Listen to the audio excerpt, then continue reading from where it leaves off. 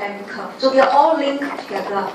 Right? I'm sure you have heard about the LM curve when you did your intro to econs or your bridging course, but you took it very lightly. You just remember it's an outward sloping straight line. But why is it? How it shift? Where is the intercept? You don't care. You just remember, oh, just shift will do. Alright, so you have to remove those perspectives and we are going into the details. Okay, so money demand, money supply forms the money market. So far we saw the goods market, right? Firms produce goods. Household, right? Producer, government will spend. Those are the goods market. But when we look at money market, perspectives are very different. Okay, so let's start on the lecture.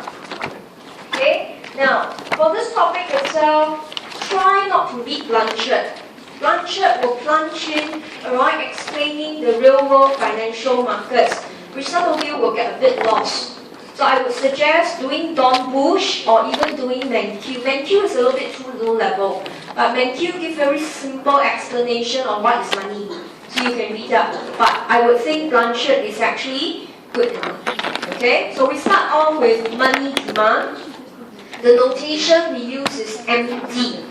You can write it as MD, or sometimes in my lecture notes, I will write it M with a small d.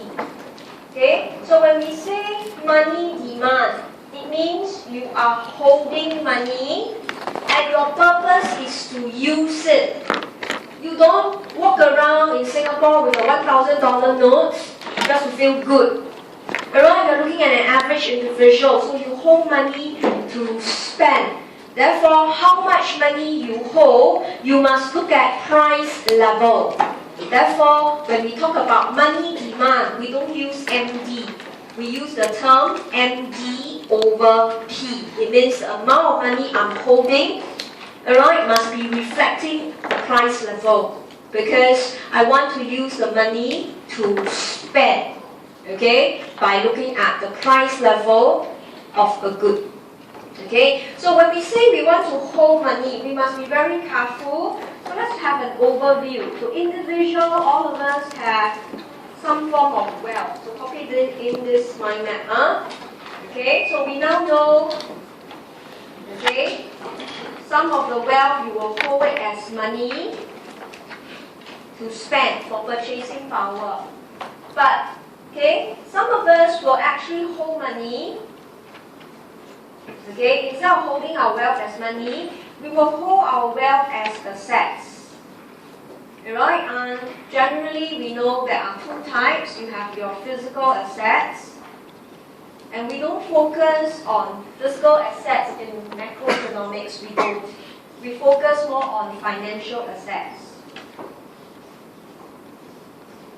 Alright, so take for example, a person's wealth was 50,000.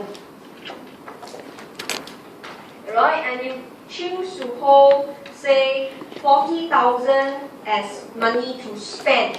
You may want to use it for your monthly expenditure. You may be waiting to buy a flat. You may hold it as emergency. Or, alright, you're looking at the stock market, thinking whether you want to buy Twitter shares or not. You're holding the money, you're looking at the price level, you're measuring your risk level. So you're holding it. That's called money demand. Alright, so this is your MD over P. Then of course the balance is 40,000. The balance would be the 10,000. Okay, financial okay, your $10,000 assets. So when we say money demand goes up, alright, how do we reflect that? We can assume your wealth is unchanged. Alright, so instead of holding 40,000, let's say price went up. Alright, okay, there is proposal that our transport fee may go up. So you find that, hey, I can't hold 40,000 to spend a year. Now I need to hold 45,000. So in this case, you say money demand goes up. Alright, so when you want to reallocate your wealth, and you set aside more as money, you say money demand goes up. Then of course, from your $10,000 assets, it will drop to 5,000. Okay, and you could see why did your money demand goes up? It's because price went up.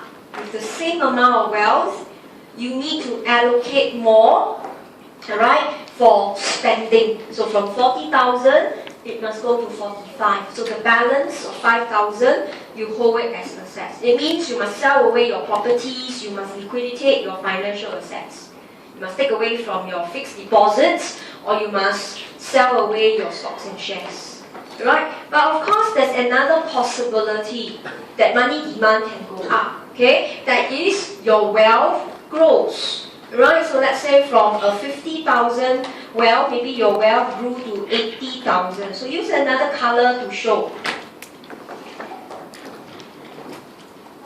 Okay? So your wealth went up to 80,000, then in this case, right, you decided out of this 80,000, you want to hold, say, 60,000. Okay? As money. Okay, right, so let's say you have a promotion, you got a better paid job. Okay, so in this case, alright, you decide out of 80,000, you want to hold 60. So when you compare 40 to 60, money demand goes up. So it's not due to price level, it's due to your income went up. So income has a positive influence. Okay, then of course, 10,000 here, the balance of 80 and 60, you hold now $20,000 as assets. Alright, so how we hold money? Right, when we determine the level of money demand, right, we actually look at why we want to hold it. We hold it to spend. But what influences price level and our income level? Okay, alright, so this is just an overview. What we want to see in the next few pages is the specific models